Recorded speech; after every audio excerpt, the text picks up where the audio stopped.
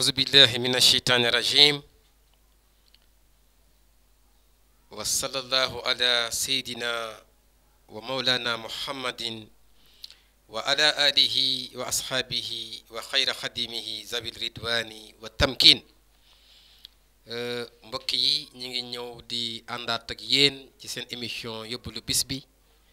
di ci ànd ak waa télévision Xewel TV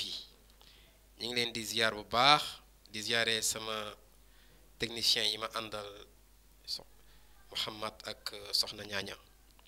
tey nag mbokk yi ñu fas yéene ñëw waxtaan ak yéen ci benn woykatu arab bu mag buñ naan Cheikh Ibrahima Diop Makhsariyu muy ku yéemee koo xam ni ku mënoon a woy ci wàllu arab la def na ay nizaam yu bari ci wàllu arab waaye yàlla da ko natt woon nag mu amoon ay jafe-jafe amoon borub juróomi téeméeri ngurdu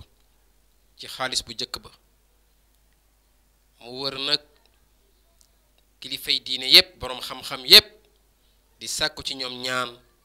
ngir yàlla fayal ko borom bi mu wër fu ne waaye yàlla def bor bi mënta saafaraw mu nekk ci ay jafe-jafe yu mitti bi mu déggee nag ni Sëriñ Tuubaa jóge na ci géej gi jóge ci géej gi gannaaw bi mu defee liggéeyam boobu ci géej gi doon liggéeyal yonent bi sallallahu alayhi wa sallam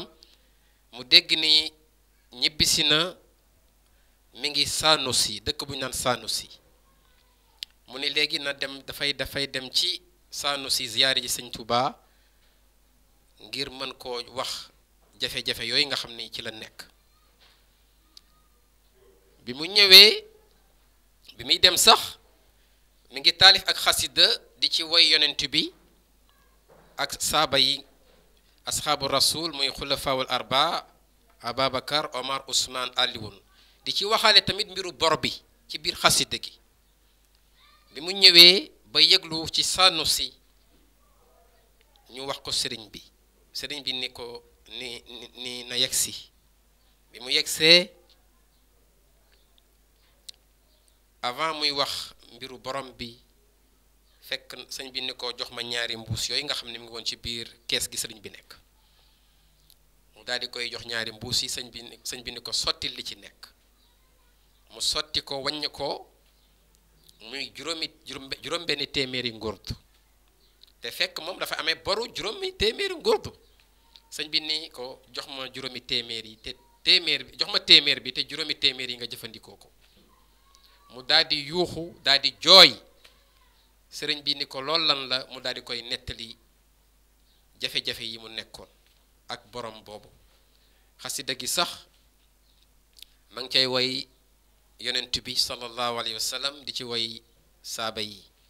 mi ngi naan fa aliya at yudno xis iqwati xasamtuha bayna alkiraami la ala an yaxduha fa alayka ya muxtaaru awalu xismati wa alayka ya sidiqina shaaniha wa alayka ya faaruqi saalisu xismati wa alayka ya usmaanana taaliha wa alayka ya laysa alkataibi abal xasanayni nuuray diinina baa'iha antum kiraamun la yaluuzu bikum shaaki nawaahibi fanshana shaakiha fa alaykum aska salaatillahi ma bikum xawaija xada xaadiha xasida googu la woyoon di ci